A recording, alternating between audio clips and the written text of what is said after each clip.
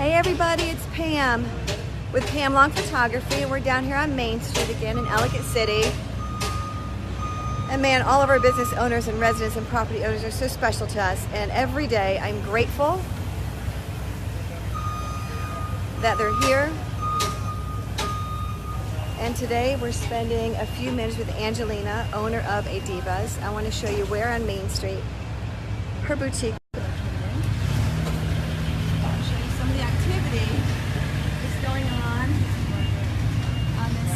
Sunny Saturday afternoon before we head into the shop.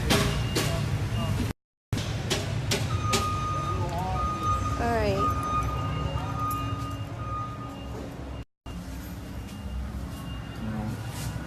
If you've been down here and you've been to A Divaz, you know what this used to look like. Boy, Angelina, you've had a lot of great help. I have. It is and clear. Thank you for the volunteers. Wow. They have helped me a lot. Come this way. Hi.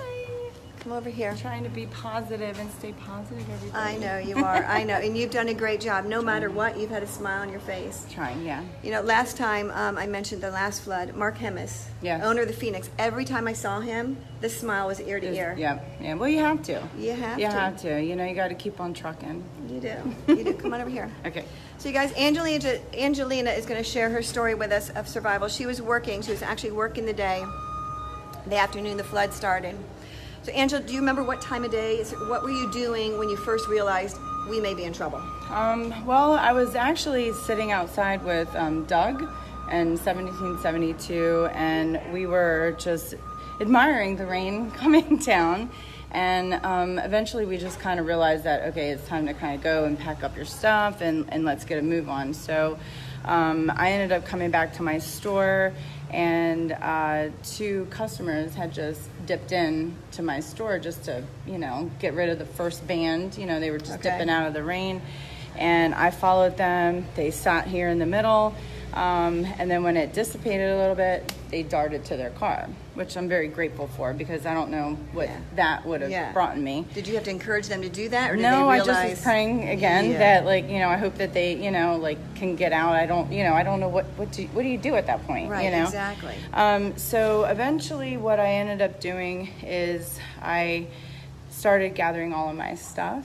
And turning everything off, and of course I have a lot of things to turn off, lights and computers and whatnot, and I ran up and I grabbed one of my customers' jackets that she had just paid for that day, and I shoved it in my purse, and then I came back down just to check out Main Street, and when I had pressed my face up against my big showroom window is when I noticed that trash cans and cars started floating down for the second time. Yeah. And then this window out here that's now boarded up, is that where you put your face? Yeah, that's where I kind of put my face. And that's the one where she can see Main Street. Yes, to the right. And I saw Kaplan's literally explode, and all of Misfits workout stuff from the bottom floor come out, and then the Purple Building, and then Culture Lab, and then 1772, and then that's when I was like, oh my gosh, I'm next. So literally in seconds, there wasn't enough time. I couldn't even get out my door to go, you know, knock on somebody else's door that was on a second floor. So when you looked out there, it was almost like a domino effect. You saw it building coming toward you. I was next. I had to have been next. So that's when I immediately ran up and I ran to the back of my store, which is the Tiber. And when I looked out the window, everybody over there. When I looked out the window, and I know that there's the, you know, drywalls or the plywood's out. Sure. So when I looked out the window, I raised the blind, and I looked down, and literally, now if we're here, but I was on this side, I can literally take my finger and touch the Tiber. The Tiber was like right here. Okay. So the Tiber was right here. So I'm going to lift this. You guys understand we're looking out her window, and I don't know if you can tell perspective-wise where the river is. I would say 14 feet, 10 feet. I would say even more than that. Yeah. I would think a good 15, 20 feet down there. So the Tiber was right here. So I literally could have touched my finger, and that's when I pulled the blind, and I was like, oh yeah, no. I gotta do what I gotta do. At this point, you've already seen the front Yeah. The come front crashing was, towards you. Yes. You go out back. and that was already high. And when I ran back, by the time I ran back to the front, and literally in seconds, is when the main street was filled up to my doorknob. Like, there was no way I could go out. I had Main Street water already up to my front door. So I was screwed. I knew I was screwed. Like, I have to figure out a way to survive, you know? So that's when my phone started going off between Lori McDermott, my husband, and I just, sorry, I don't want to get emotional from it. I just had to make a decision, like, what am I going to do? Like, okay, I might die, but I'm a powerhouse girl, so I ended up climbing up on my desk to the top part, which is the ledge right here, and I'm going to go on this side just so I can hear you better. sorry. So I'm going to turn you. There is a ledge right here, which is my desk, and I jumped up on that, and I started ripping down the ceiling tiles because the store started filling up. And I was pulling on the drop ceiling, and obviously it was not strong enough to hold my body weight. So what I did was I just said, OMG, like, what am I gonna do? What am I gonna do? So Lori at that point said, has anything broken in the back? Has the Tiber broken in through the back? And I said, no, it has not yet. But meanwhile, that was happening. The walls were screaming. The bricks and the windows and everything was cracking. And literally in seconds again, the Tiber blew out all of the bottom windows. So I had the Tiber come in from the back and filled up my store literally halfway in less than 60 seconds. So at this point, you see it rising above you Right. from the front windows. You Right. the windows are already crashed in the back, and you're trying to hang on somehow to the ceiling. and it didn't work because you could see my body weight kind of pulled most of it down. So what I did is I looked around, and that's when I found one of my purses still hanging on one of the slat walls over on that side, and I unstrapped it from the purse and I wrapped it around the sprinkler, and I threw my purse up onto the ceiling and my phone, and I wrapped my hands around that because it was just raging in from the back. I mean, this wasn't even busted or anything. It was just filling up. So I'm going to interrupt you real quick. Yeah. Your thought process is I'm going to die. incredible. But I You thought think I you're was going to gonna die. You yeah. think to grab the coat of a customer, just paid for it so you can Yeah. save the coat. Mm-hmm. You Yeah. go across, grab the purse for the strap. You have the forethought to put your purse up above the ceiling tiles. All right, carry on. Whew. I think it might be just a little bit too much survival movies, maybe, but It's- I don't know. hey. It's just when you're It worked. in that It worked, situation. Angelina. Yeah, I think when you're in that situation, you are amazed on what you can do. Yeah. You know, I really Yeah. think you will be really surprised. So when that happened, Lori said, okay, the Tiber's going to come in, and eventually your store is going to fill up, and you're going to have your windows bust and break. And when she said that, it was like a ding, ding, ding, you know, for me, a light bulb. Okay, hold on. Was Lori working that day? No, she was at home. All right. Lori is the owner, as she mentioned earlier, Lori McDermott. She and her husband own Southwest Connections. They were in their store during the last flood. So she's lived this, and she's helping Angelina through this. You know, she and her husband and Kylie were in their building, but on the second floor. Oh, So geez. she was calling me, and because she knows and been through this, and I said, what do I do? She said, you know, you have to hold on. And that's obviously when I had the, you know, belt loop around the sprinkler, and I held on. And when she had said that and said that there is, you know, once the pressure and the water builds up, you're going to have an explosion with the windows in the front. And I said, there's no way. You know, you're going to get sucked out. You're going to have debris. You know, you're going to get cut up. What do you do? Okay, come here.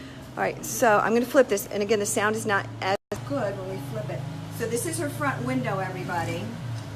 At what point, did it seem like an aquarium to you?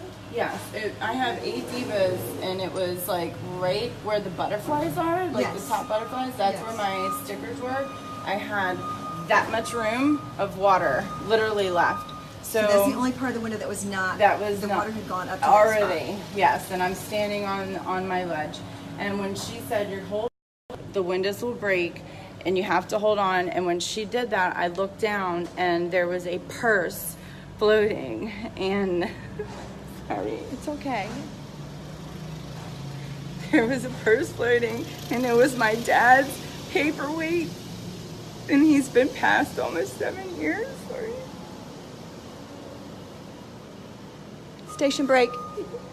Sorry. And I looked down and there was his paperweight and I just grabbed it and I chucked it at the window and I had this much room left and I don't know. I'm sorry, I'm trying to hold it back.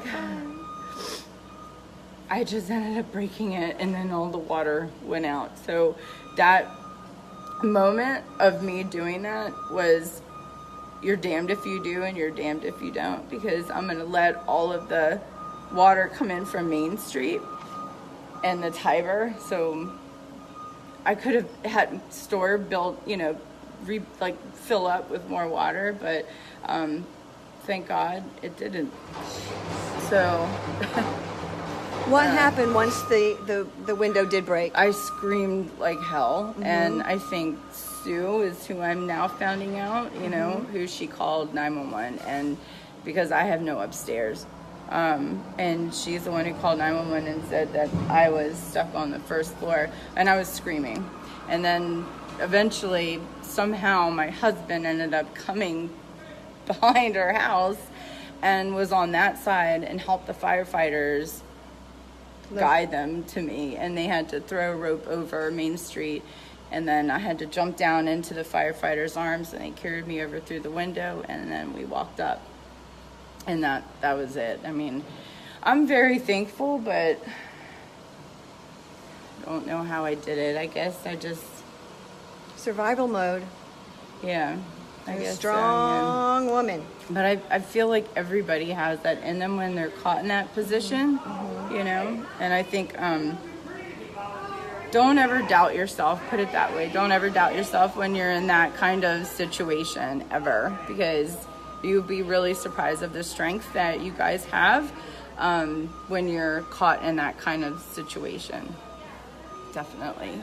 But I'm happy to be alive, but I'm sad to have to deal with this. We are as well. Yeah. Well, I gotta be honest. The day of the storm, I only live a short way away. And I have a big, huge window. I'm watching my street flood, and it's lightning, and all I could think of was, it's early in the day, and I know you all are working, and I could just see everybody's face thinking, oh my gosh, I gotta get down there, but I couldn't. And to hear stories, you feel so helpless. And then I've spoken to people who are here, like Pam, you feel just as helpless when you're here. Yeah. I mean, because you can't get it there, Yeah.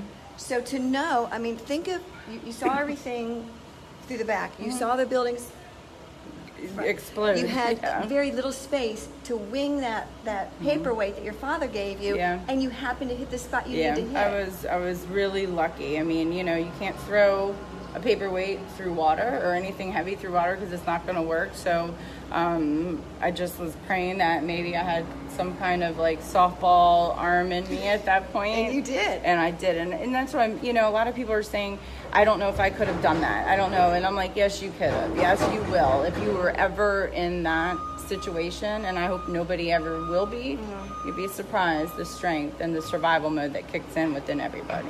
Never doubt yourself. I know. This diva is one EC strong diva. And it was so rewarding is the wrong word. Comforting. Seeing people on Facebook saying, I'm okay. And then the couple people I wasn't hearing back from, like, oh my gosh, and prayer. I know, I'm okay, I'm good, I mean, we're all good, we're all family, and I'm just really blessed to have to go through it, and it's hard for me being in here and mucking and shoveling, but it's like a bittersweet kind of thing, and this to me would be some sort of closure, coming in here, and then on top of that, just helping my fellow neighbors, because that's what I really honestly I would rather do that than my store. I know. I know. I would. What's left in here? The basement, you said? The basement, yeah. I have a good team I'm going to walk y'all coming. around her store. You have what? A team coming? Yeah. You want to take a light for the basement? Sure, sure. I need that. I want to show them the water line back here. It's hard to see. Gosh, to think it's from the front and the back, and it's, oh. Yeah, that was my supply room, and then we're going to grab this. Okay. And then we can go halfway down, and this is what we're going to attach So tomorrow. I don't know if you can see the water line here, everybody. See where it's hitting here? So her entire, and this was storage, right? Yes, yeah. All So your you can things. see the water line, I saw the door pop open, and it filled up with water. I mean, this, obviously, the Tiber broke through here and was filling the basement. It's coming both directions. Yeah. So we're not going to go all the way down because I don't want you to. Yeah. But I'll turn it. Oh, Angelina. So that's what we have to deal with tomorrow. And I have a good team coming, thanks to Catherine, to help me. So you can see it filled up to the ceiling. Yep, look at the debris on the ceiling. And a lot of us have the same thing. Yep, You know, yep. unfortunately.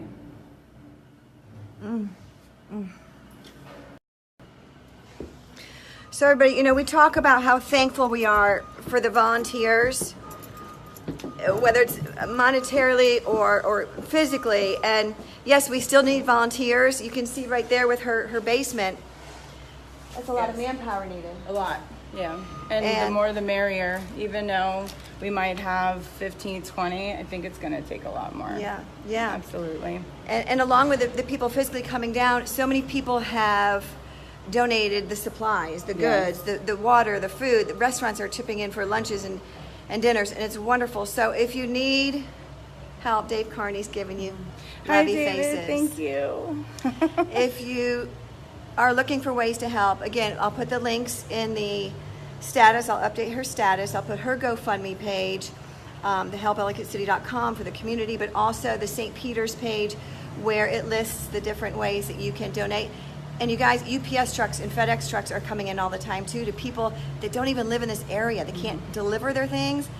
People are shipping them, and it's Amazing. Yeah. Yep. I'm also it really going is to, amazing. It is. I'm also going to put the link to the.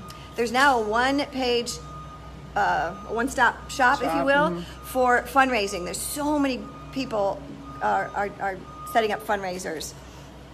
And there's a couple of big ones this week. There's Partying the Pit at Merriweather on Monday. All credentialed, Yep. gets in free. Get in free. And there's a VIP area. So check that out. That link will be there as well. And then Wednesday at Turf Valley, Carrabba's Outback, a phenomenal fundraiser that too. And if you're credentialed, free as well. Both nights are going to be wonderful. And again, there's just a plethora of different fundraisers. I do want to mention those since they're this week.